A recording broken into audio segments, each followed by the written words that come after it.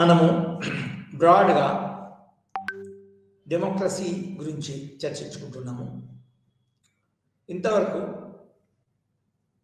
డెమోక్రసీలో చాలా ముఖ్యమైన విషయం పార్టిసిపేషన్ గురించి నేర్చుకున్నాము. అయితే పార్టిసిపేషన్ సంబంధించింది ఇంకొక ముఖ్యమైన విషయం ఉంది. ఎవరు పార్టిసిపేట్ చేయొచ్చు? ఒక రాజ్యంలో ప్రభుత్వం ఆదేశించిన ప్రకారం, ప్రభుత్వము ఆశించిన ప్రకారం రాజ్యంలో ఉన్న వ్యక్తులు ఏ విధంగా ప్రవర్తించాలి అనే విషయం. అదే వ్యక్తులకు ఒక లీగల్ స్టేటస్ అనేది ఉంది. ఆ లీగల్ స్టేటస్ని పౌరసత్వము అంటారు. అంటే మనము డెమోక్రసీ అంటే ఏంది? Democracy is by the people, for the people and of the people. అంటే డెమోక్రసీ అనేది ప్రజల ద్వారా, ప్రజల కొరకు, ప్రజల సంక్షేమం కొరకు నడపబడుతుంది. అయితే ఇందులో ఆ విధంగా ప్రజల కొరకు నడపబడుతున్నప్పుడు ప్రభుత్వము రాజ్యం యొక్క బాధ్యతలు నెరవేరినప్పుడే ప్రభుత్వంలో, రాజ్యంలో ఉన్న పౌరులు తమ యొక్క కోరికలను, తమ యొక్క ఇబ్బందుల్లో సహాయం పడుటకు ఇంకా అనేక విషయాల్లో వాళ్ళ సంక్షేమం అనే విషయం నెరవేరుతుంది. అయితే ఇక్కడ మనము ఈ విషయంలో ఒక రాజ్యంలో, ఒక ప్రభుత్వంలో ఉన్న వ్యక్తులకు ఉన్న హోదాని, రాజ్యానికి తర్వాత వ్యక్తులకు ఉన్న సంబంధాన్ని నిర్వచించేది దాన్ని పౌరసత్వం అంటారు. అంటే ఆ పౌరసత్వం ఏ విధంగా రాజ్యం మధ్య, ఒక వ్యక్తి మధ్య, రాజ్యంలో ఉన్న ఒక వ్యక్తి మధ్య సంబంధాన్ని ఏర్పరుస్తుందో అదేవిధంగా కొందరు వ్యక్తులను ఆ సంబంధం లేకుండా కూడా చేస్తుంది అన్నట్టు ఈ పౌరసత్వం. అంటే దాని అర్థం ఏంటంటే పౌరసత్వం ఉన్న వ్యక్తులే, పౌరసత్వం ఉన్న ఆడ మగ, స్త్రీ పురుషులు మాత్రమే కొన్ని రాజ్యంతో కొన్ని సంబంధాలు కలిగి ఉంటారు. అదేవిధంగా కొన్ని హక్కులు కలిగి ఉంటారు. అదేవిధంగా రాజ్యం యొక్క బాధ్యత వలన, బాధ్యతలో భాగంగా అది బాధ్యతను నెరవేర్చినప్పుడు అందులో ఉన్న ఈ పౌరులు, ఈ పౌరసత్వం ఉన్న వ్యక్తులు తమ యొక్క కోరికల ప్రకారము, తమ యొక్క సంక్షేమ అవసరాల ప్రకారము అది మెదలడం జరుగుతుంది. సో అంటే దాని అర్థం ఏంటి అంటే, పౌరసత్వం అంటే అర్థం ఏంటంటే పౌరులకు ఒక రాజ్యంలో ఉన్న ప్రత్యేకమైన హోదా, పౌరులకు ఒక రాజ్యంలో ఉన్న రాజకీయ సమూహంలో ఒక సభ్యత్వం, పౌరసత్వం అని హోదా అని చెప్పచ్చు. సో ఈ రాజకీయ అంటే మనము ఇదివరకు అనేక మొట్టమొదలు ఉపన్యాసాల్లో ఏం నేర్చుకున్నామంటే, one of the most important elements of state is people, territory and sovereignty. So ఈ పీపుల్లో ఇంకా పీపుల్కి సంబంధించి ఫోకస్ చేసినప్పుడు ఇంకా అనేకమైన విషయాలు మనము నేర్చుకుంటాం అన్నట్టు. సో ఆ అనేకమైన విషయాల్లో, ఇంపార్టెంట్ విషయాల్లో ఇది పౌరసత్వం. సో పౌరసత్వం అనేది ఒక రాజకీయ కమ్యూనిటీలో, ఒక రాజ్యంలో, ప్రభుత్వం ఆధ్వర్యంలో ఒక పౌరుడు ఎంజాయ్ చేసి హక్కు అనొచ్చు. అదేవిధంగా ఆ పౌరసత్వం యొక్క అండర్స్టాండింగ్ ప్రకారము అతను అనుభవించడానికి, అతని రక్షణ కొరకు ఈ రాజ్యం యొక్క బాధ్యతలు కూడా అనొచ్చు. సో ఇవన్నీ కలిసి అసలు రాజ్యానికి ప్రభుత్వం ద్వారా, మరి పౌరునికి ఉండే సంబంధం అన్నట్టు. సో ఇది ఇప్పుడే చెప్పినట్టు ఎక్స్క్లూజివ్, తర్వాత ఇంక్లూజివ్ అన్నట్టు. అంటే ఇంక్లూజివ్ అంటే ఏంటి అంటే ఎవరు పౌరులు కాగలరు, ఎవరు పౌరులు కాలేరు అంటే ఒక అండర్స్టాండింగ్ ప్రకారము ఆ దేశంలో ఆ రాజ్యము ఇంప్లిమెంట్ చేసే రాజ్యాంగంలో రాసి ఉంటుంది ఎవరు పౌరులు కాగలరు, ఆ పౌరుల యొక్క బాధ్యతలు ఏంటి, అతను అనుభవించే హక్కులు ఏంటి అని క్లియర్గా రాసి ఉంటుంది అన్నట్టు. మనకి ఫస్ట్ ఆ రాజ్యాంగంలోని మొట్టమొదటి కొన్ని ఆర్టికల్స్ ప్రకారంగా అసలు పౌరసత్వం అనేది ఉన్నది. పౌరసత్వం ఎప్పుడు ఇవ్వచ్చు, ఎప్పుడు తీసుకోవచ్చు, ఎప్పుడు రద్దు చేయవచ్చు, పౌరుల యొక్క బాధ్యతలు ఏంటి అనేది క్లియర్ రాస్తారు. సో ఈ విధంగా పౌరసత్వం అనేది రాజనీతి శాస్త్రంలో చాలా ఇంపార్టెంట్ విషయం. ఇంకొకటి చెప్తున్నా నేను, మనకి ఈ మధ్యన వచ్చిన అంటే ఒక ఉక్రెయిన్ మరియు రష్యా మధ్య యుద్ధం వచ్చినప్పుడు మన భారతీయ విద్యార్థులు భారతీయ పౌరులు అన్నిటికంటే ముందు వాళ్ళు భారతదేశం యొక్క పౌరులు వాళ్ళు చదువుకోవడానికి, మెడిసిన్ చేయడానికి ఉక్రెయిన్ వెళ్ళారు. ఉక్రెయిన్ వెళ్ళినప్పుడు ఉక్రెయిన్ మధ్య రష్యా మధ్య వారు ఏర్పడింది. రష్యా ఉక్రెయిన్ మీద దండెత్తింది. అదే దానివల్ల ఏమైంది, ఉక్రెయిన్లో చాలా డిస్టర్బ్డ్ కండిషన్స్ ఏర్పడాయి. ప్రజలందరూ ఇంక్లూడింగ్ జెలెన్స్కీ అందరూ వాళ్ళకు ఇదివరకే చాలా అనుభవంతో కట్టుకున్న బంకర్స్ అంటే రష్యా యొక్క అటాక్స్ తప్పించుకోవడానికి వాళ్ళు బంకర్స్ పోయారు. తర్వాత చాలా కాలేజెస్, ఇన్స్టిట్యూషన్స్ ఈ మిసైల్స్ దాడికి గురైనవి. కాబట్టి అసలు వాళ్ళందరూ ఇమ్మీడియట్గా బయటకు రావాలి. సో మీరు చూశారు, వార్తల్లో చూశారు ఏ విధంగా భారతదేశము ఉక్రెయిన్ సహాయంతో భారతీయ మన మెడికల్ విద్యార్థులందరికీ బయట తీసుకొచ్చింది. అంటే ఏంది, నిజానికి అదొక బాధ్యత.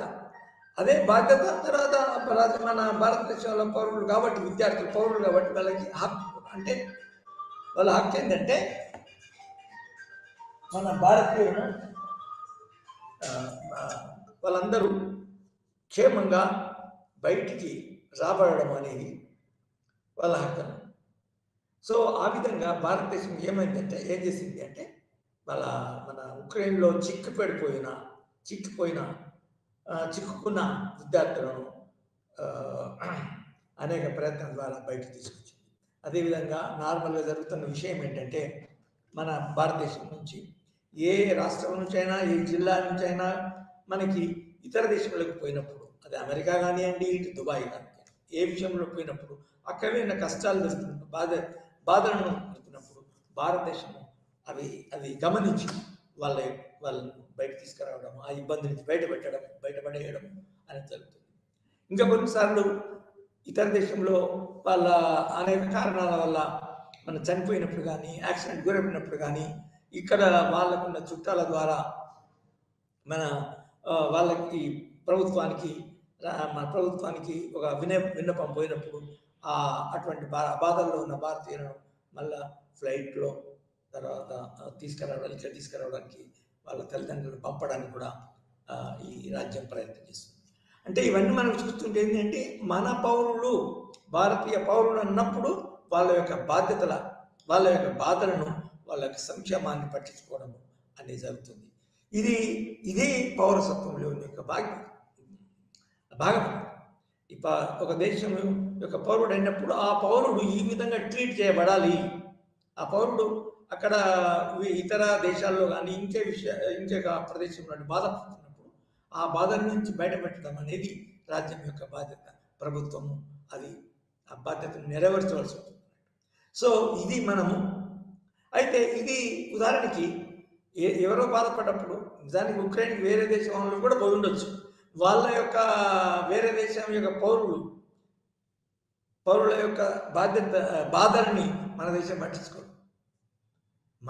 మన దేశం నుంచి ఉక్రెయిన్కి వెళ్ళి అక్కడ జాయిన్ అయ్యి 3వ సంవత్సరం 2వ సంవత్సరంలో చదువుతున్నప్పుడు వాళ్ళ యుద్ధం వచ్చినప్పుడు అక్కడి నుంచి వాళ్ళని బయటపడేయడము, ఇక్కడికి వచ్చిన తర్వాత కూడా వాళ్ళ చదువు గురించి కంటిన్యూ చేయాలా లేకపోతే ఏం చేయాలా అనేది పట్టించుకోవడం కూడా మన భారతదేశం యొక్క బాధ్యత. ఎందుకంటే వాళ్ళ భారతదేశ పౌరులు. సో ఈ విధంగా మనం పౌరసత్వం అనేది చాలా ఇంపార్టెంట్ అని మనము గ్రహించాలా, మరి నేర్చుకోవాలా. సో ఇంకొకటి పౌరసత్వం గురించి నేర్చుకోవాల్సింది ఏంటంటే, మన ప్రతి వ్యక్తి ఒక దేశంలో ఓటర్గానో అదే ఉన్నప్పుడు ఇంకా కొన్ని ఈ పౌరసత్వం అనే ఇన్స్టిట్యూషను, పౌరసత్వం అనే విషయము, పౌరసత్వమైన హోదాకు కాకుండా ఇంకా అనేక సందర్భాల్లో ఒక వ్యక్తి సభ్యుడిగా అయి ఉంటాడు. ఫర్ ఎగ్జాంపుల్ కుల సంఘం, మత సంఘం, లేకపోతే యూత్ సంఘాలు ఉంటాయి. ఈ సంఘాల యొక్క సభ్యత్వం కంటే ఈ ఈ నిజానికి ఈ సంఘాలు అనేటి అందరికీ కామన్గా ఉండవు. అంటే ప్రతి వ్యక్తి ఒకే సంఘంలో ఉంటాడు కదా. ప్రతి వ్యక్తి ఇంకో వ్యక్తుల సమూహంలో కానీ కొందరికే పరిమితం ఉంటుంది ఒక సంఘం. తర్వాత అదే అటువంటి సంఘమే ఇంకొక సమూహానికి ఇంకొక సంఘంలో మెంబర్షిప్ ఉంటుంది. ఉదాహరణకి కాస్ట్ అసోసియేషన్. కుల సంఘాలు మనం నిజానికి నేను మాత్రం వ్యతిరేకం, చాలా మంది వ్యతిరేకం, కానీ అవి ఉన్నాయి. కుల సంఘాలు ఉదాహరణకి SC/ST ఆర్గనైజేషన్స్ అనుకోండి, లేకపోతే మాదిగ కుల సంఘం అనుకోండి, గౌడ కుల అనుకోండి. అనేక కారణం వల్ల ఆ సంఘాలు ఏర్పడతాయి. వాళ్ళకి కొన్ని హక్కులు ఉంటాయి. ఆ సంఘంలో ఒక వ్యక్తి ఆ సంఘంలో బాధ్యుడైనప్పుడు ఆ సంఘం ఎడల బాధ్యతలు ఉంటాయి, ఆ సంఘం ఎడల హక్కులు కూడా ఉంటాయి. సో ఆ మెంబర్షిప్ను అంటే కుల సంఘాల్లో, మత సంఘాల్లో, తర్వాత ఇతర డెమోక్రాటిక్ ఆర్గనైజేషన్స్లో, ఫర్ ఎగ్జాంపుల్ చాలా normal, for example cricket players association ఉంటుంది. సో అది కొంచెము మనకి నార్మల్ ఇట్లా అనిపిస్తుంది, కానీ అది ఆ మెంబర్కి అందులో అయినప్పుడు దానికి ఉన్న ఈ పౌరసత్వానికి సంబంధం, పౌరసత్వం అనే విషయానికి, హోదాకి భిన్నం ఏంటి అంటే, ఈ పౌరసత్వంలో ఒక దేశంలో ఉన్న సామాన్యంగా 95% అందులో సభ్యులై ఉంటారు. అది అందులో ఆ రాజ్యంలో పౌరులై ఉంటారు. అంటే దాని అర్థం ఏంటి అంటే, విభిన్న వర్గాలకి, విభిన్న కుల సంఘాలు, విభిన్న మత సంఘాలు, విభిన్న పౌర సంఘాలు ఏవైతే ఉన్నాయో ఆ సంఘాల ద్వారా ఆ దేశంలో ఆ ప్రభుత్వం కింద ఉన్న వ్యక్తులు విభిన్నంగా ఉండదు, భిన్నత్వం ఉండొచ్చు, వేర్పడిపోవచ్చు. కానీ ఈ పౌరసత్వం ద్వారా మాత్రం అది వాళ్ళు లింక్ చేయబడతారు. They are the members, they are the recognized members of the whole state, all of them. So that is the main difference between the membership in one society, one organization, one caste association, and the membership in the state as a citizen. పౌరసత్వం. So పౌరసత్వం అనేది ఒక చాలా ముఖ్యమైన ఉదాహరణ. నువ్వు ఏ కుల సంఘానికి చెందవచ్చు, ఏ మత సంఘానికి చెందవచ్చు, ఏ మన స్పోర్ట్స్ ఆర్గనైజేషన్ చెందొచ్చు, ఏ రాజకీయ పార్టీకి చెందవచ్చు. దానిలో ఇతర పౌరులకు నువ్వు భిన్నత్వం ఉండొచ్చు, ఇతర పౌరులకు నీకు శత్రుత్వం ఉండొచ్చు, ఘర్షణ ఉండొచ్చు, వైరుధ్యం ఉండొచ్చు. కానీ పౌరసత్వం ద్వారా మాత్రము అందరితో నువ్వు ఏకమే, ఒక్కరే. ఈ పౌరసత్వం అనేది అంత నిజానికి ఒక గొప్ప హోదా అనొచ్చు. తర్వాత ఈ పౌరసత్వం యొక్క చరిత్ర కూడా మనం తెలుసుకోవాలి. రాజకీయాల్లో ఈ పౌరసత్వం అనేది ఎట్లా వచ్చింది అని మనం ఇదివరకు గ్రీకు, తర్వాత రోమన్ దేశాల్లో ఏ విధంగా సిటీ స్టేట్స్ అని ఉన్నాయని చదువుకున్నాము. అప్పుడు ఏ విధంగా direct participation of the people in the decision making and law మేకింగ్లో ప్రజలకు డైరెక్ట్ పార్టిసిపేట్ చేస్తారు. అప్పుడు వాళ్ళు ఆ నగరానికి చెందిన దేశానికి సంబంధించిన పౌరులు అన్నాడు. సరే, పౌరులు కాబట్టి అందులో ఆ ప్రివిలేజ్ ఉంది కాబట్టి ఆ డెసిషన్ మేకింగ్, లా మేకింగ్ పవర్లో వాళ్ళు ఉన్నారు. సో అంటే దాని అర్థం పౌరసత్వం అనే ఒక హోదా, ఒక కాన్సెప్టు చాలా కాలం నుంచి, ప్రాచీన కాలం నుంచి కూడా ఉందని మనం అనుకోవాలి. అదేవిధంగా ప్రత్యేకంగా నేను మన ఒక పేరు చెప్పలేను, రోమ్లో కూడా ఉంది, తర్వాత సిటీ స్టేట్స్ ఎక్కడ ఉన్నాయని ఉంది, తర్వాత యాన్సెంట్ సివిలైజేషన్లో మన భారతదేశంలో కూడా ఉందని, నగర రాజ్యాలని ఇక్కడ కూడా ఉన్నాయని మనం చెప్పుకోవచ్చు. అట్లా దాని యొక్క చరిత్ర ఉంది. అయితే నిజానికి ఏంటంటే ఈ పౌరసత్వం అనే కాన్సెప్ట్ ఒక విశేషము కలిగిన రాజ్యాల్లో ఉన్నదని చెప్పచ్చు. అంటే దాని అర్థం ఏంటంటే పౌరులు ఒక విశిష్టమైన గుణాత్మకమైన రాజకీయ పరిస్థితి కలిగిన కాలంలోనే ఈ పౌరసత్వం ఉందని చెప్పచ్చు. ఉదాహరణకి అంటే ఒక రకమైన విశిష్టమైనది, ఎందుకంటే ఒక సిటీ స్టేట్స్లో ప్రజలే పరిపాలనలో పాల్గొని ప్రజలే శాసనం చేసే పరిస్థితి అదే. అంటే దాని అర్థం ఏంటి అంటే ఒక రకమైన డెమోక్రసీ అనేది ఇప్పుడు దాని గురించి ఇప్పుడు చర్చించినా రాయబడినా కూడా అది ఆ కాన్సెప్ట్ అది చాలా కాలం కింద కూడా ఉన్నది నేర్చుకోవాలి. అయితే అనేక కారణాల వల్ల ఆ కాన్సెప్టు, ఆ సంస్థ, ఆ విషయము మధ్యయుగాల్లో లేదు. మధ్యయుగాల్లో సామాన్యంగా భూస్వాములే ఏలేదు. చాలామంది పౌరులు, మెజారిటీ పౌరులు ఆ పౌరసత్వ హోదా కలిగి లేకపోయారు. సో అదేవిధంగా ఈ మన కాన్సెప్చువల్గా చూస్తే, పరిణామంగా చూస్తే మిడిల్ ఏజెస్లో మీకు తెలుసు, మిడిల్ ఏజెస్లో సామాన్యంగా పౌరులు, వ్యక్తులు తమకు స్వేచ్ఛ కానీ, సమానత్వం కానీ, తర్వాత ఆర్థిక సమానత్వం కానీ, న్యాయం కానీ వాళ్ళు అనుభవించలేదు. వాళ్ళు నిజానికి మన అధ్వాన్నమైన పరిస్థితుల్లో జీవించారు అనొచ్చు. లేకపోతే చిన్న ఒక ఉన్నతమైన సమానమైన కాకుండా ఒక కింది స్థాయి హోదా కలిగి ఉన్నది అన్నారని చెప్పచ్చు. మిడిల్ ఏజ్ మీకు తెలుసు కదా, సామాన్యంగా మతము, తర్వాత రాజు ఆ మతాన్ని నమ్ముతూ ఆ మతాన్ని మత సూత్రాలను అమలుపరుస్తూ పరిపాలన జరిపారు. సో ఆ కాలంలో ఈ పౌరసత్వం అనేది ఈ కాలంలో ఆన్సెంట్ కాలంలో ఉన్నట్టు, తర్వాత ఇప్పుడు ఆధునిక కాలంలో ఉన్నట్టు లేదండి. సో ఇది అయితే ఇంకా మనము దీని గురించి నేర్చుకోవాలంటే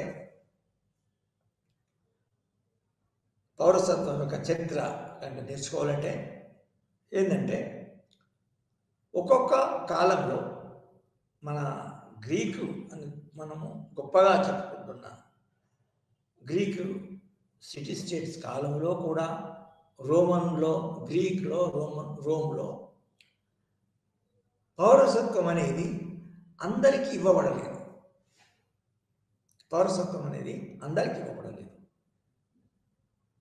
ఉదాహరణకి గ్రీకులో మాస్టర్స్ మరియు స్లేవ్స్ అని రెండు రకాల వ్యక్తులు, రెండు రకాల మానవులు జీవించేది, స్త్రీలు, పురుషులు. ఇలా ఉన్నప్పుడు గ్రీకులో కూడా మాస్టర్స్ మాత్రమే పౌరసత్వ హక్కు ఉండేది, మాస్టర్స్ మాత్రమే పౌరసత్వ హోదా ఉండేది. స్లేవ్స్కి అది ఎక్స్క్లూడ్ చేశారు. స్లేవరీ అనేది అరిస్టాటిల్ కూడా దాన్ని కొంతవరకు సమర్థిస్తాడు. అంటే స్లేవ్స్ అనేవారికి ఈ పౌరసత్వ హక్కు లేదు. వాళ్ళ యొక్క బాధ్యత ఏంటంటే మాస్టర్స్ని సేవ చేయడము, మాస్టర్స్కు హోదా, తర్వాత మాస్టర్స్ తమకున్న హక్కులను, తర్వాత రాజ్యంలో తమ బాధ్యతలను నెరవేర్చే విధంగా వాళ్ళు సుఖంగా సవ్యంగా జీవించడానికి స్లేవ్స్ మాస్టర్స్కి సేవలు చేయడమే వాళ్ళ బాధ్యత. సో స్లేవ్స్కి మాస్టర్ యొక్క ఈ పౌరసత్వ హోదా లేదు. అదేవిధంగా ఇది రోమలో కూడా అదేవిధంగా కొందరిని ఎక్స్క్లూడ్ చేశారన్నారు. అంటే వాళ్ళకి కొందరిని స్లేవ్స్కి ఇవ్వలేదు. అదేవిధంగా స్త్రీలకి పౌరసత్వం లేకుండే. సో ఈ విధంగా పౌరసత్వము మొదటి నుంచి కొందరికి ఇవ్వబడింది. రకరకాల విషయాలు రకరకాల దశల్లో పౌరసత్వ యోధ అమలు చేయబడింది, ఎగ్జిస్ట్ అయిందని చెప్పచ్చు. అదేవిధంగా పౌరసత్వము మరియు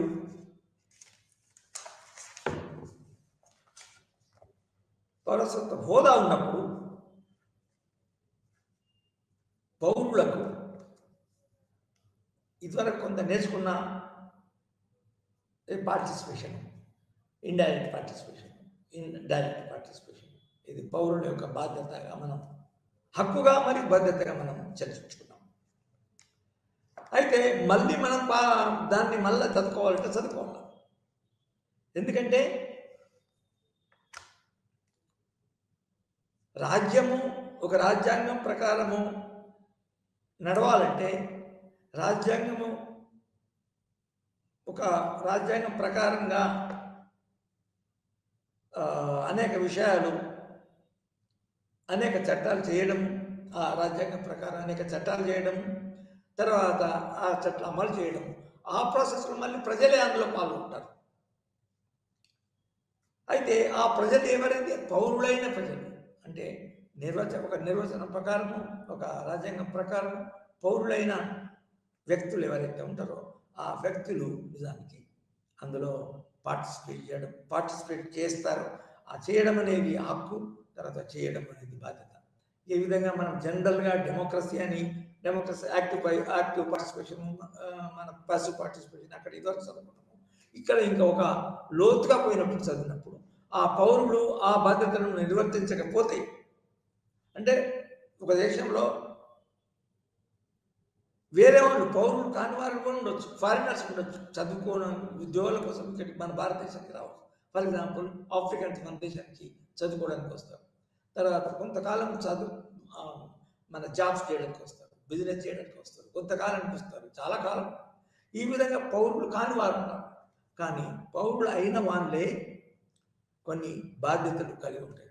active participation in decision making, law making ఇదివరకు చేసుకున్నారు. ఏ విధంగా శాసనసభల్లో అభ్యర్థిత్వానికి పోటీ చేసి ఎమ్మెల్యేగా తర్వాత ఎంపీగా పోటీ చేసి శాసన నిర్మాణంలో పాల్గొంటారో, అదేవిధంగా దాని ద్వారా మన కార్యనిర్వాహక వర్గాల్లో మంత్రి పదవిలోను అదే ఇతర పదవుల్లోనూ ఎన్నుకొనబడి నియమించబడి ఆ బాధ్యతలు వహిస్తారో మనం చూస్తున్నాం. సో అదేంటి అంటే పౌరుని యొక్క బాధ్యత. మళ్ళీ ఇంకోటి ఏంటంటే రాజకీయాల్లో సామాన్యంగా రాజకీయ రంగంలో రాజకీయాలకు సంబంధించినంత వరకు సామాన్యంగా అందరికీ అవి అన్ని ఇతర ఐడెంటిటీస్, చిన్న ఐడెంటిటీస్ ఉంటాయి, కాస్ట్ ఐడెంటిటీ, రిలీజియస్ ఐడెంటిటీ, తర్వాత స్పోర్ట్స్లో ఒక ఐడెంటిటీ, యూత్ ఐడెంటిటీ ఇవన్నీ ఉంటాయి కదా.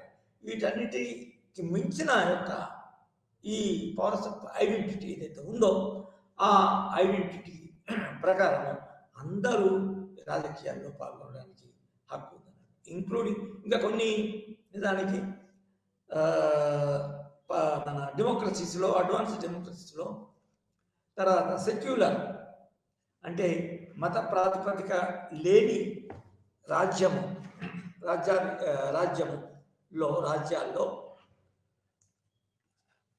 అందరూ పౌరులైనప్పుడు అందరికీ ప్రాతినిధ్యం కలగాలంటే కొన్నిసార్లు ఏమవుతుందంటే మైనారిటీ మత సంబంధించిన వ్యక్తులు ఎవరైతే ఉన్నారో వాళ్ళు ఎన్నుకోబడడానికి వీలు కాదు. ఎందుకంటే ఎన్నికల్లో సంబంధించిన మెజారిటీ రావాలి, లేకపోతే వాళ్ళు మైనారిటీకి సంబంధించిన వాళ్ళు పాల్గొన్నా కూడా ఎన్నికనబడడానికి వీల్లేదు. తర్వాత మంత్రులుగా, తర్వాత ఇతర పదవులకి ఎన్నికనబడడానికి కూడా వీలుండదు. అందుకొరకు మైనారిటీ వర్గాల్లో కూడా సమానత్వం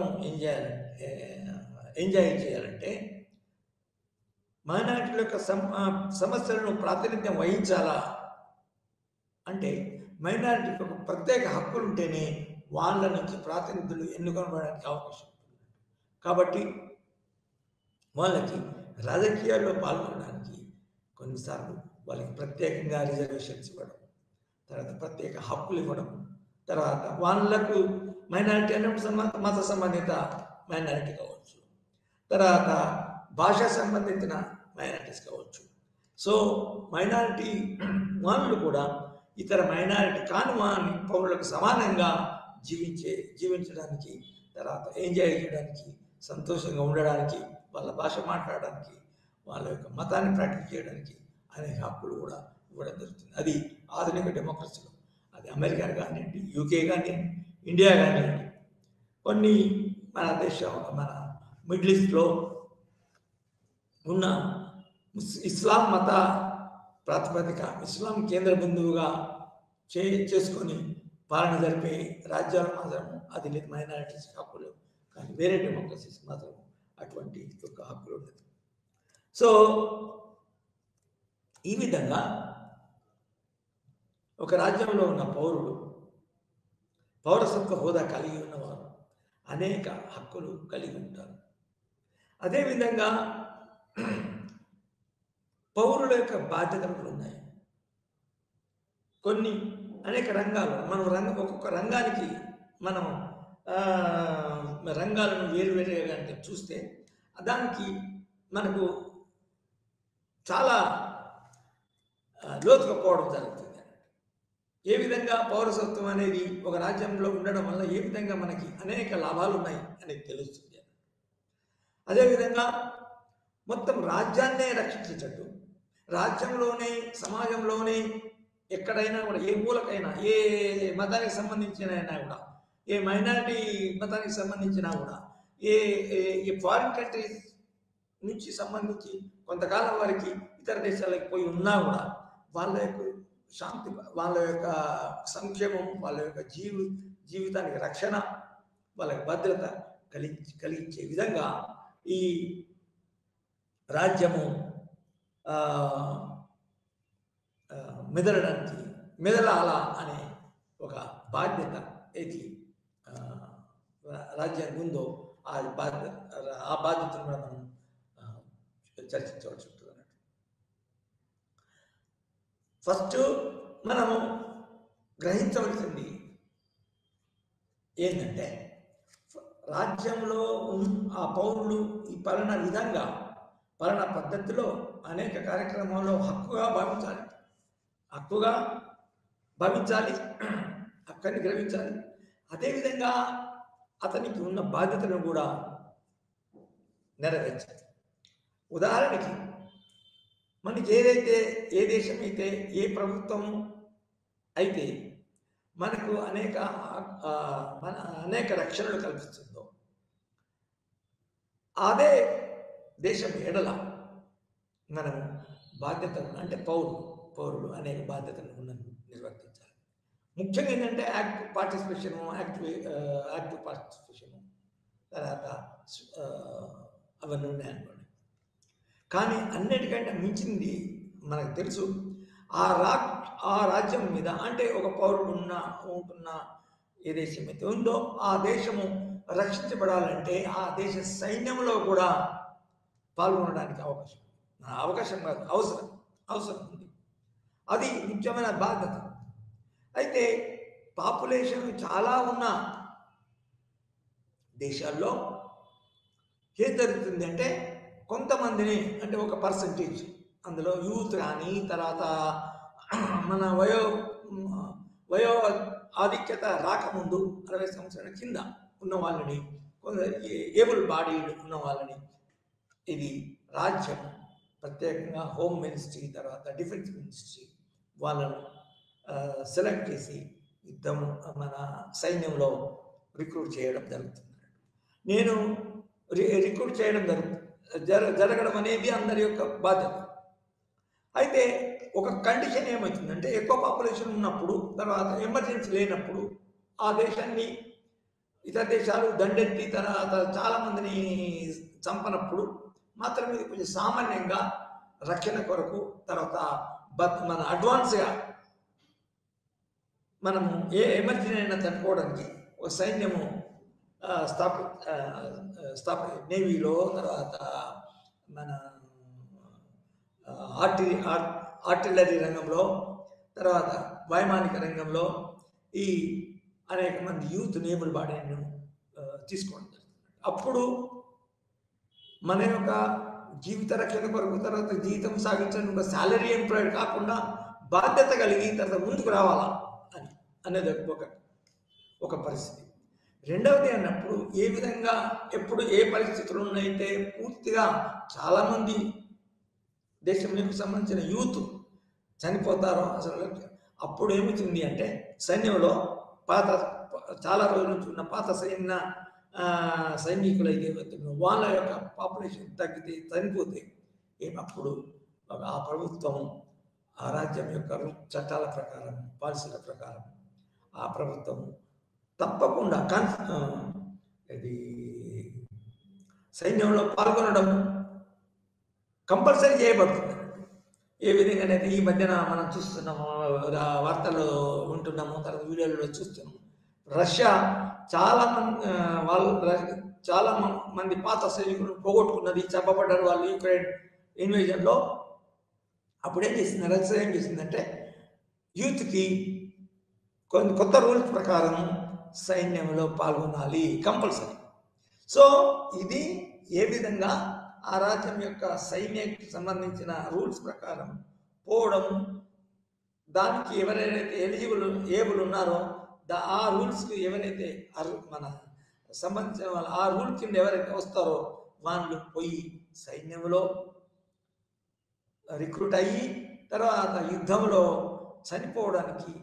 చేస్తూ చనిపోవడానికి కూడా సిద్ధంగా ఉండడం అనేది ఈ పౌరుల యొక్క బాధ్యత. అంటే ఇక్కడ ముసలివాళ్ళు కానీ, చిన్నోళ్ళు కానీ, డిసేబుల్డ్ కానీ, అనేబుల్డ్ కానీ తర్వాత కాదు, దానికి రూల్స్ ప్రకారం ఆ ప్రభుత్వం యొక్క రూల్స్ ప్రకారం కంపల్సరీ రిక్రూట్మెంట్ కూడా చేయడం జరుగుతుంది. ఇది మనం ఇప్పుడు జరుగుతున్న 10 నెలల 11 నెలల నుంచి జరుగుతున్న రష్యా మరియు ఉక్రెయిన్ మధ్య యుద్ధంలో కూడా మేము చూస్తున్నాం. సో పౌరులుగా ఉండడం ఒక పెద్ద రక్షణ కలిగిన ఒక సుఖవంతమైన జీవితం కాదు. అనేక సందర్భాల్లో అది కష్టపూరితమైన దుఃఖపూరితమైన విషయం కూడా మనం గ్రహించాలి. అదే ఇంకా అనేక బాధ్యతలు ఉంటాయి. ఫర్ ఎగ్జాంపుల్, మీకు తెలిసినంత మట్టికి మన దేశానికి వ్యతిరేకంగా ఇంకొక వేరే దేశం యొక్క పౌరులు వచ్చి ఒక రకమైన నెపం పెట్టుకొని మన దేశంలోకి వచ్చి మన దేశానికి వ్యతిరేకంగా మన దేశ రక్షణ కట్టుబడులకు వ్యతిరేకంగా అతను సిఐడి విషయాలు చేస్తున్నారు అనుకోండి. అంటే అప్పుడు మనం కనుక్కున్నప్పుడు ఆ విషయం జరుగుతుంది, అందరికి మీకు తెలుస్తుంది, ప్రభుత్వానికి తెలుస్తుందని ప్రభుత్వానికి తెలియజేయడానికి అవకాశం కాదు, బాధ్యత. సో ఆ విధంగా మన దేశాన్ని రక్షించుకోవడం పౌరుల బాధ్యత. ఎందుకంటే కొంతకాలానికి వచ్చి కొన్ని కారణాలలో వచ్చి ఇక్కడ జీవించే ఇతర దేశ పౌరులకి ఆ బాధ్యతలు లేవు. మన దేశ పౌరులకి మన దేశానికి కొన్ని హక్కులు అనుభవించే వాళ్ళే పౌరులకే అటువంటి బాధ్యతలు కూడా ఉంటాయని చెప్పచ్చు. అయితే మీకు తెలుసు, అది పేరు కావచ్చు, ప్రతిష్టలు కావచ్చు. ఫర్ ఎగ్జాంపుల్, మన యొక్క దేశం స్పోర్ట్స్లో పాల్గొని యూత్ పర్టికులర్గా పాల్గొని ఏదో అవార్డ్స్ కోసం దానికోసం మన దేశ ప్రతిష్టను కాపాడడం, చాలా తెగించి స్పోర్ట్స్లో పాల్గొని ఆ స్పోర్ట్స్లో అవార్డు పొంది ఇతర దేశం యొక్క స్పోర్ట్స్ మెన్ని ఓడించి అవార్డ్స్ పొందడం, మన దేశ ప్రతిష్టను కాపాడడం కూడా నిజంగా మన దేశ యొక్క అథ్లెట్స్ యొక్క బాధ్యతలు అనవచ్చు. ఇంటలెక్చువల్ రంగం కానీ, మన అంతర్జాతీయ సంబంధాల యొక్క రంగం కానీ, తర్వాత ఈ మన ఆటపాటల రంగం కానీ, తర్వాత ఇతర అనేక రంగంలో కానీ కొన్ని బాధ్యతలు నెరవేర్చడం. పట్టుకుని ఇంట్లో కూర్చోవడం హాయిగా ఉండొచ్చు, మనకి శాలరీ వచ్చినా, పెన్షన్ వచ్చినా, తర్వాత ఇంకా ఆర్థికంగా బాగున్నప్పుడు బాగానే ఉండొచ్చు. కానీ ఒక రంగంలో పాల్గొని దేశ ప్రతిష్టను పెంపొందించడం కూడా నిజానికి ఒక బాధ్యత అనవచ్చు. తర్వాత ఇంటలెక్చువల్గా మన దేశం యొక్క ప్రతిష్టని కాపాడు అంటే మన యొక్క ఏబిలిటీస్ బట్టి పాల్గొని ఇంటలెక్చువల్గా రచన చేయడము, లేకపోతే శాస్త్రాల్లో కొన్ని ఇన్నోవేట్ చేయడము, దేశ ప్రతిష్టను పెంపొందించడం, ఇతర దేశంలో యొక్క పౌరులను కూడా పౌరులకు లబ్ధి చేకూరే విధంగా కూడా మనం మన యొక్క కార్యక్రమాల్లో పాల్గొనవచ్చు. సో ఈ విధంగా శాంతి భద్రతలు మన దేశంలో శాంతి భద్రతలు ఏర్పడడానికి, రాజకీయ మరియు ఆర్థిక స్థిరత్వం కాపాడడానికి, తర్వాత మన యొక్క అంటే వ్యక్తి యొక్క పరిపూర్ణ అతను సాధించడం, అంటే వ్యక్తికి ఏ విధంగా అనేక విధాలమైన యోగ్యతలు ఉంటాయో, ఎబిలిటీస్ ఉంటాయో, క్వాలిటీస్ ఉంటాయో, ఆ క్వాలిటీస్ను ఉన్నత స్థాయికి చేర్చుకోవాలంటే మన ఆ దేశంలో ఆ ప్రభుత్వం కింద ఉన్న అనేక సాధనాలు, తర్వాత హక్కులు, తర్వాత అవకాశాలను అందిపుచ్చుకొని మనం మెదలడం అనేది చాలా ముఖ్యమైన, ఆ దేశ పౌరులకు చాలా ముఖ్యమైన విషయం. సో ఈ విధంగా పౌరసత్వం అనేది చాలా ముఖ్యమైన విషయము. పౌరసత్వం అనేది ఈ ఒక దేశంలో ఉన్న ఒక వట్టి పాపులేషన్, వట్టి జనాభా అనేది కాదు. వాళ్ళకి ఒక దేశంలో ఉన్న జనాభాకు ఉన్న రాజకీయ హోదా ఏంటి, తర్వాత రాజకీయమైన బాధ్యతలు ఏంటి అనేది కూడా మనం చాలా నేర్చుకోవాల్సి ఉంది. దాన్ని ఆ బాధ్యతలు నేర్చుకొని ఒక రాజ్యంలో అటువంటి రాజ్యాంగము అటువంటి విషయాల్లో ఈ ఆ దేశ ప్రజలకి అవకాశాలు, హక్కులు అవన్నీ నిర్వర్తించబడి ఉన్నప్పుడు అప్పుడే ఆ దేశము ఒక ఏమంటారు దాన్ని, ఆధునిక సమాజం కలిగిన దేశం అనొచ్చు. తర్వాత ఆధునిక ఈ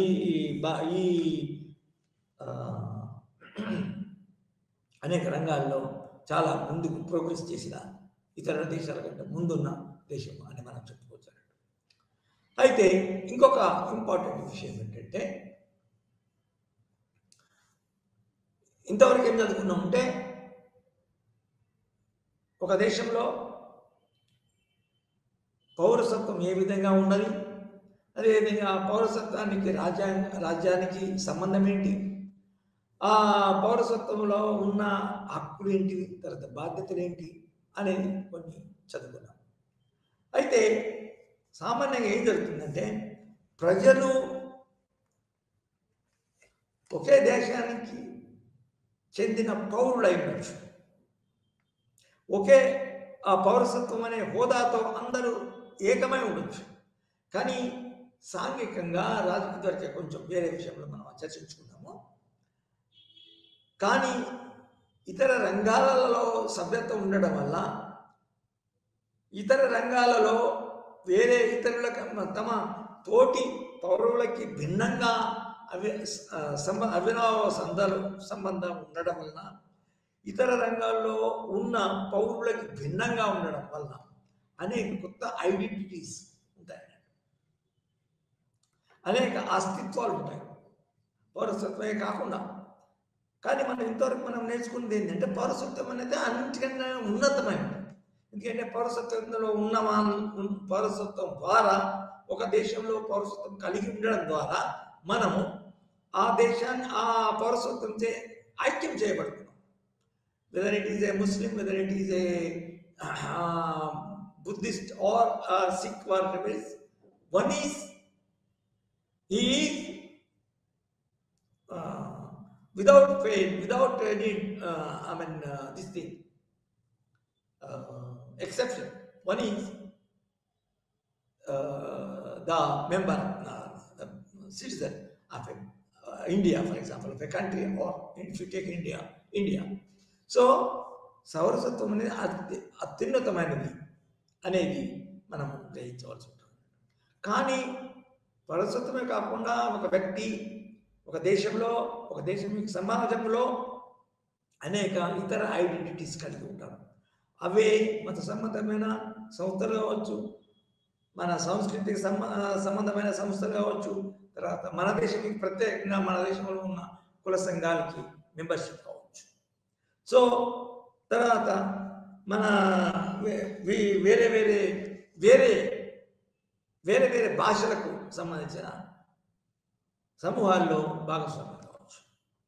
సో ఇటువంటివి వచ్చినప్పుడు సామాన్యంగా ప్రజల మధ్య కొన్ని ఒక లింగ్విస్టిక్ సమూహము, ఒక మత సంబంధానికి సమూహం, ఇంకొక మతానికి సంబంధించిన సమూహం భిన్న భేదాభిప్రాయాలు, ఘర్షణలు, భేదాలు ఉండడానికి అవకాశం ఉంది.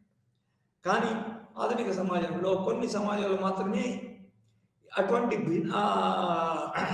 భిన్నత్వము, వైరుధ్యమును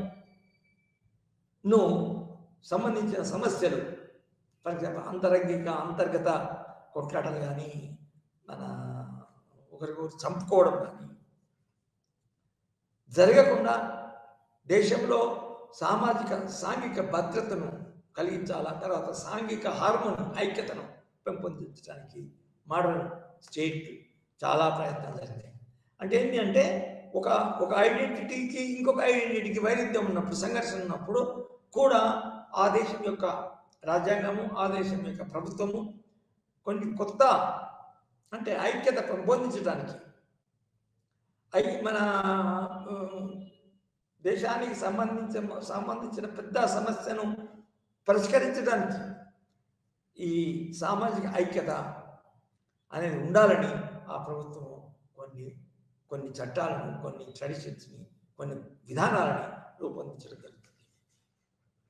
అంటే సమాజంలో అనేక రకమైన అస్తిత్వాలు, అది భాషా అస్తిత్వం అనుకోండి, సాంఘిక అస్తిత్వం అనుకోండి, మత అస్తిత్వం అనుకోండి, అవి డిఫరెన్సెస్ ఉన్నా కూడా ఆ డిఫరెంట్ ఉన్న అదేవిధంగా మైనారిటీ అనే అస్తిత్వం, ఒక మత అస్తిత్వంలో ఒక మతానికి సంబంధించిన వాళ్ళు ఒక మెజారిటీ ఉండవచ్చు, తర్వాత ఇంకొక మతానికి సంబంధించిన వాళ్ళు తక్కువ మైనారిటీ ఉండొచ్చు. సో ఆ మైనారిటీకి సామాన్యంగా ఆ మైనారిటీస్ వాళ్ళు కూడా మన రాజ్యం యొక్క అనేక విషయాల్లో పాల్గొనడానికి, ఇది మా రాజ్యం కాదు అనుకోకుండా ఉండడానికి ఆ మైనారిటీస్కి అనేక హక్కులు కలిగిస్తుంది. అంటే ఎందుకంటే వాళ్ళు పౌరులు, ఈ దేశానికి సంబంధించిన పౌరులు, పౌరసత్వం యొక్క ప్రత్యేకతే అది, పౌరసత్వం యొక్క మన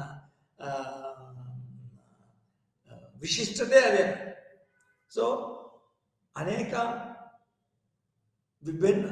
విభిన్నత్వాలు, వివిధత ఉన్నప్పుడు కూడా, ఫర్ ఎగ్జాంపుల్ మన దేశం దానికి వివిధత, మన దేశంలో సాంస్కృతిక వివిధత ఎక్కువ ఉంది, డైవర్సిటీస్ బాగున్నాయి, లింగ్విస్టిక్ డైవర్సిటీ ఉన్నాయి, ఎన్నో భాష మాట్లాడే వ్యక్తులు ఉన్నారు, ట్రైబల్ అంత లిఖింపబడిన భాషను కూడా బడని భాషలు కూడా మాట్లాడేవారు ఉన్నారు. సో వీటన్నిటిని పరిగణనలోకి తీసుకొని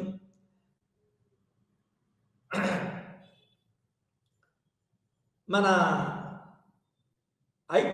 పౌరసత్వము ద్వారా పొందే హక్కులను ఎంజాయ్ చేయడానికి ప్రతి పౌరుడికి హక్కు ఉంది. అది మైనారిటీ మతానికి కానీ సంబంధించింది కానీ, మెజారిటీకి సంబంధించింది కానీ, మైనారిటీ కులం కానీ, మెజారిటీ కులం కానీ, మైనారిటీ ఒక చాలా దూరం ఉన్న ట్రైబల్ ఏరియా కానీ, చాలా వెనుకబడిన ప్రాంతం కానీ, ఏ ప్రాంతం చెందినవాడైనా, ఏ మతానికి చెందినమైనా, మైనారిటీ చెందినమైనా అయినా కూడా ఈ పౌరసత్వం ద్వారా ఈక్వాలిటీ పొందడానికి అవకాశం ఉంటుంది. గుర్తింపు అంటే పౌరసత్వమైన గుర్తింపు యొక్క విశిష్టత, అది ప్రత్యేకత.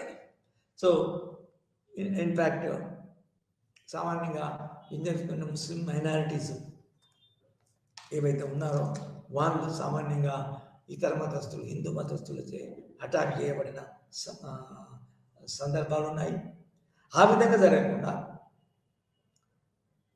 ముస్లిం మతం కానీ, బౌద్ధ మతం కానీ, సిక్కు మతం కానీ, ఆ సంబంధాలు ఆ మతాలకు సంబంధించిన వ్యక్తులు ఏదైతే ఉన్నారో ఆ మతాలకు సంబంధించిన మత సంస్థలకు సంబంధించిన సభ్యులు ఎవరైతే ఉన్నారో వాళ్ళు సఫర్ కావడానికి, తర్వాత భద్రత లేకుండా ఉండడానికి అవకాశం ఉంది. తర్వాత ఇతర మతస్థుల యొక్క దాడి చేయబడడానికి అవకాశం ఉంది. సో అటువంటి జరగకుండా ఈ పౌరసత్వం అనే బాధ్యత, ఎందుకంటే వాళ్ళు ఇండియాలోని పౌరులు. సో రాజకీయమైన రాజకీయ ఆధిక్యత, రాజకీయ సంఘాన్ని యొక్క ప్రాముఖ్యత అదే. So all are equal citizens, all are having equal right to vote. సో పౌరసత్వం యొక్క బాధ్యత అదే. పౌరులుగా లేకుంటే అవి మనం ఎక్స్క్లూడ్ చేయబడతాం. ఏ విధంగా ఉక్రెయిన్ పోయిన భారతీయ విద్యార్థులు మెడిసిన్లో మన వైద్య రంగంలో పట్టాన్ని పొందడానికి ఉక్రెయిన్ పోయారో, ఆ విధంగా వాళ్ళు ఏ విధంగా ఉక్రెయిన్ యుద్ధంలో మునిగిపోయినప్పుడు, యుద్ధంలో చిక్కుకొనిపోయినప్పుడు వాళ్ళు బయట తీయబడటం, ఒక హక్కు తీయబడడం, భద్రత పొందడం, మళ్ళీ వెనక్కి రావడం, రక్షణ పొందడం, మళ్ళా నిజానికి ఆ వైద్య విద్యారంగంలో కొంతవరకు సాధ్యమైనంత వరకు మళ్ళీ వైద్య విద్యను కంటిన్యూ చేయబడడం, ఇవన్నీ భారతీయ పౌరులు పొందే హక్కులు. వాళ్ళ భారతీయ పౌరులుగా వాళ్ళ అండ వచ్చే వాళ్ళు కూడా, అది ముస్లిమ్స్ ఉండొచ్చు, తర్వాత సిక్కులు ఉండొచ్చు, బుద్ధిస్టులు ఉండొచ్చు, ఏ మతం చెందిన వారైనా కూడా ఆ దేశానికి, ఈ దేశానికి చెందిన పౌరులు, లేదా ఈ దేశానికి సంబంధించిన తల్లిదండ్రులు ఎవరైతే ఉన్నారో వాళ్ళ కొడుకులు బిడ్డలు. సో పౌరసత్వం ఉందంటే అటువంటిది. ప్రత్యేకంగా మరి ఈ మధ్యన మనకు వచ్చింది, మన దేశం ఒక రోహింగ్యాలు అంటే బంగ్లాదేశానికి సంబంధించిన, బంగ్లాదేశ్లో వెలివేయబడ్డ కొందరు రోహింగ్యా ముస్లింలు. ఈ విధంగా మనం వచ్చినప్పుడు రోహింగ్యాలను మన దేశంలో యొక్క పౌరులు కాదు కాబట్టి వాళ్ళను మళ్ళా సంక్షేమంగా బయటికి పంపడం అనేది మన భారతదేశం తీసుకునే విధానం. అది రోహింగ్యాలు బయటది, అది వాళ్ళు మన భారతదేశం యొక్క పౌరులు కాదు అంటే, ఈ దేశంలో యొక్క పౌరులు కానప్పుడు ఆ విధంగా నిజానికి మన పంపివేయడం, లేకపోతే వేరే విధానాల్లో వాళ్ళ అంతర్జాతీయ విధానానికి, అంతర్జాతీయ అగ్రిమెంట్స్ ప్రకారమే వాళ్ళని ట్రీట్ చేయబడుతుంది.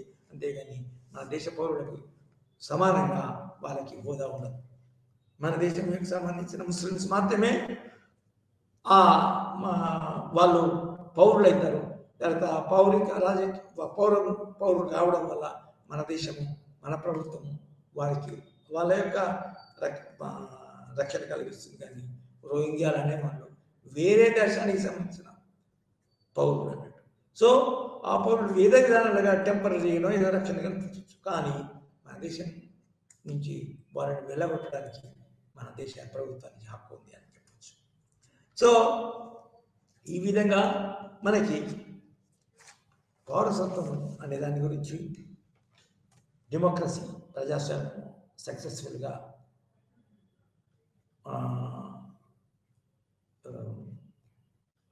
అనేక రంగాల్లో అర్థం యొక్క పౌరులు అనేక రంగాల్లో సక్సెస్ అయ్యేటట్టు, దాని యొక్క పరిపూర్ణతను చేరుకోవడం వల్లంటే పౌరసత్వం అనేది చాలా ఉపయోగపడుతుంది. సో బ్రాడ్గా డెమోక్రసీ, రిప్రజెంటేటివ్ గవర్నమెంట్ అనేది గురించి బాగా నేర్చుకున్నాము. అదేవిధంగా రిప్రజెంటేటివ్ గవర్నమెంట్లో ప్రజలు పౌరులుగా ఉండి ఆ దేశం యొక్క అనేక రంగాల్లో మనము చేయవలసిన కార్యక్రమాలు, మనకు నిర్వర్తించవలసిన బాధ్యతలను మనం నిర్వర్తిస్తే ఏ విధంగా మన సంక్షేమానికే అది ఉపయోగపడుతుంది. ఆ దేశంలో ఉన్న పాలన ప్రభుత్వ అధికారులు కానీ, లేకపోతే ఆ దేశంలో ఉన్న నాయకులకు కానీ, నాయకులు చేసే చట్టాలకు అనుగుణంగా మన ప్రవర్తన ఉండవలసి వస్తుంది. అట్లా చేస్తేనే మనకు కావాల్సిన హక్కులను అనుభవించవచ్చు, శాంతి భద్రతలను అనుభవించవచ్చు. అదేవిధంగా మన యొక్క సంక్షేమాన్ని జీవిత రక్షణ కల్పించుకోవచ్చు. అటువంటి పాలనను మనం ప్రోత్సహించడం ద్వారా మనము దాని మన ప్రభుత్వం చేసే విధానానికి అనుకూలంగా మెదలడం ద్వారా మన యొక్క సంక్షేమం మనం కాపాడుకోవచ్చు. సో ఈ విధంగా మనము పౌరసత్వాన్ని గురించి అనేక విషయాలు నేర్చుకున్నాము.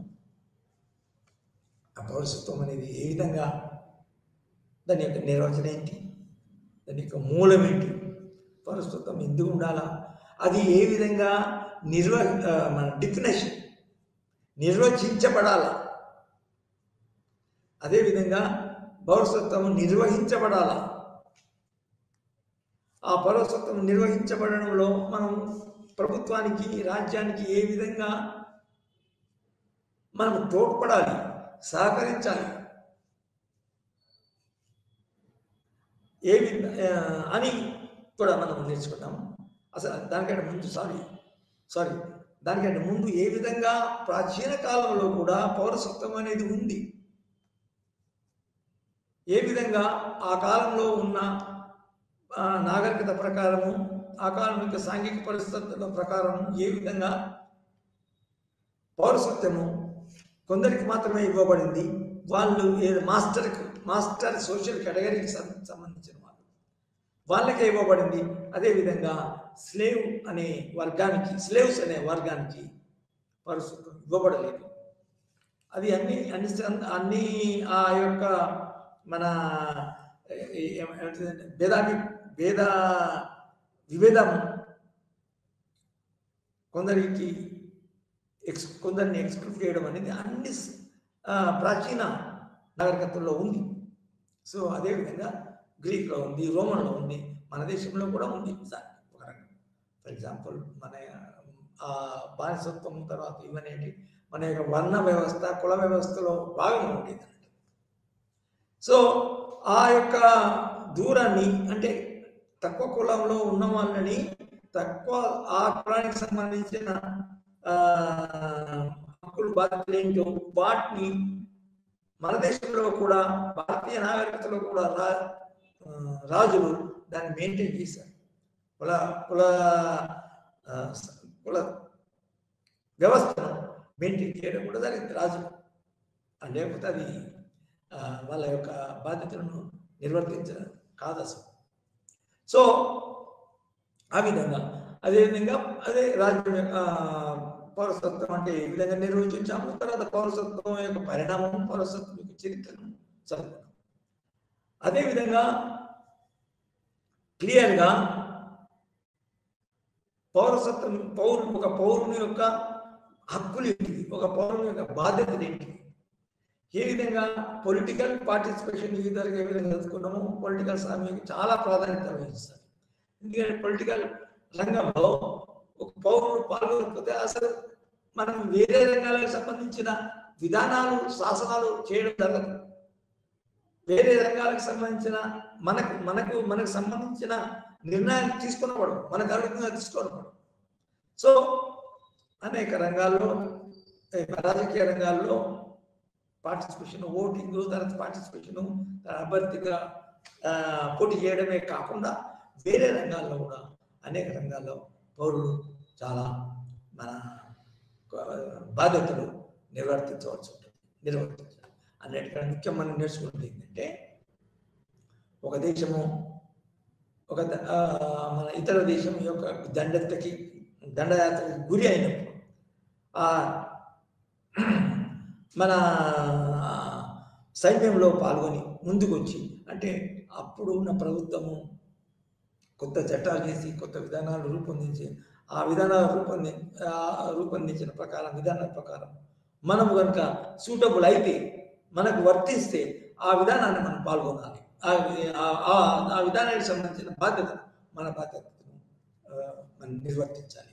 ఉదాహరణకి చాలా ముఖ్యం, సైన్యంలో పాల్గొని ఆ విధానాల ప్రకారం మనం యూత్ అయితే సైనికునిగా పోయి నియమించబడి యుద్ధం చేయవలసి ఉంటే దాన్ని వెనక్కిపోవడానికి వీల్లేదు. అది ఆ సైనికుడిగా మన నియమించబడి, సైనిక రిక్రూట్గా చేయబడి యుద్ధంలో పాల్గొని చవడానికి, ఇతర దేశాన్ని జయించడము, ఇతర దేశం యొక్క సైన్యాన్ని ఓడించడము, లేకపోతే మనం చంపబడడానికి కూడా సిద్ధంగా ఉండాలి. సో అనేక అది బాధ్యత. అయితే ఆ విధానాల ప్రకారమే అంటే అందరూ మన ఇది చైనా మైనారిటీకి సంబంధించిన పౌరులు వాళ్ళు, తర్వాత వృద్ధులు, తర్వాత డిజేబుల్డ్, తర్వాత మన రోగం అనేక వేరే విధంగా ఎనేబుల్డ్ డిసేబుల్డ్ అయితే ఆ విధానం ప్రకారం మన సైన్యంలో పాల్గొనడానికి అవసరం లేదు.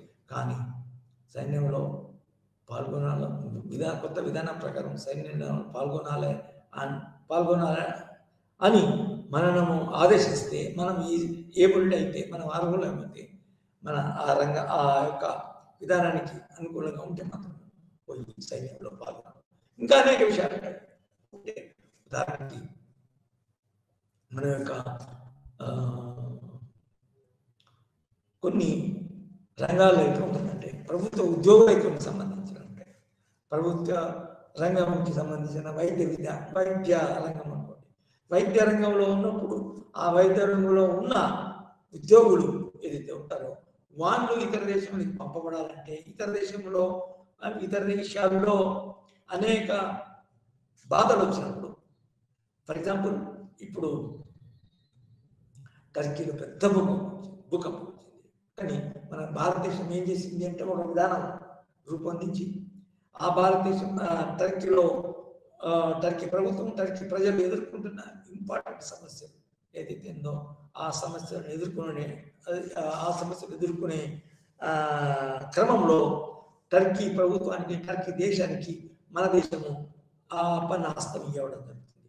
అప్పుడు ఇచ్చినప్పుడు ఏంటంటే ఈ వైద్య రంగంలో ఉన్న వైద్యులు ఎవరైతే ఉన్నారో, ఈ పౌరులు ఏదైతే ఉన్నారో ఆ పౌరులు పోయి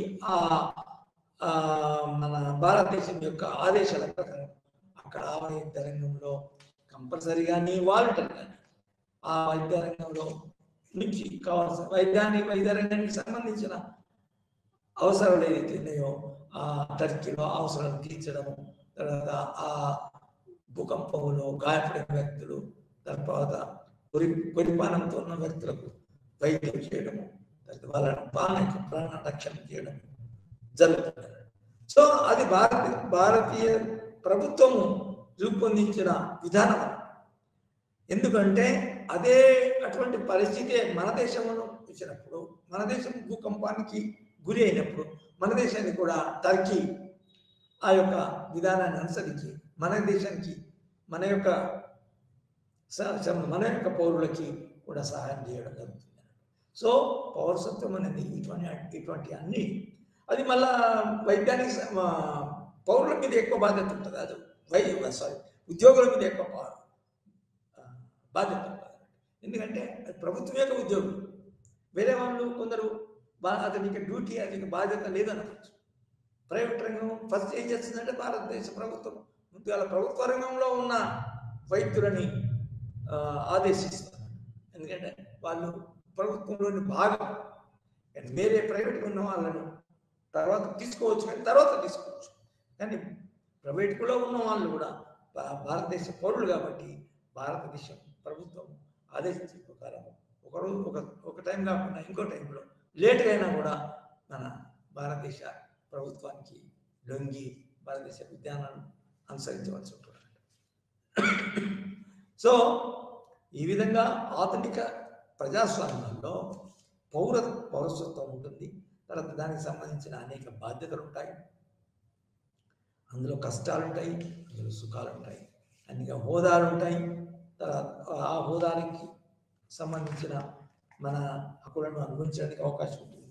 మొత్తం మీద అన్ని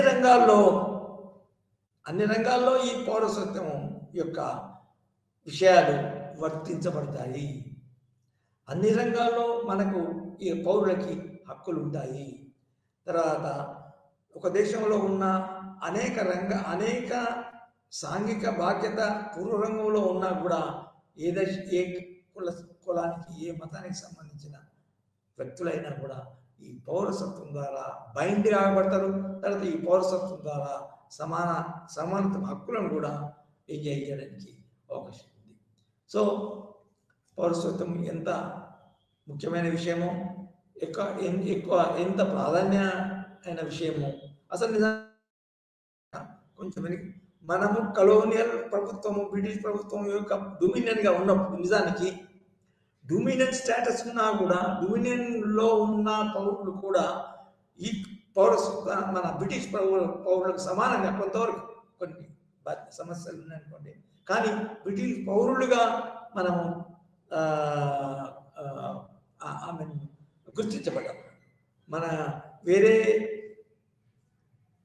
కాలనీ అంటే బ్రిటిష్ కాలనీ కింద ఉండనప్పుడు వాళ్ళకి హక్కు లేకున్నా కూడా మనం బ్రిటిష్ డొమినియన్ ద్వారా ఇతర దేశంలో పోవడానికి, ఇతర దేశంలో విజిట్ చేయడానికి, ఇతర దేశాల్లో విద్యను గడపడానికి మనకు హక్కు ఉంది. ఈ విధంగా అనేక విషయాలు మనం పౌరసత్వానికి సంబంధించిన విషయాలు నేర్చుకున్నాం. Thank you.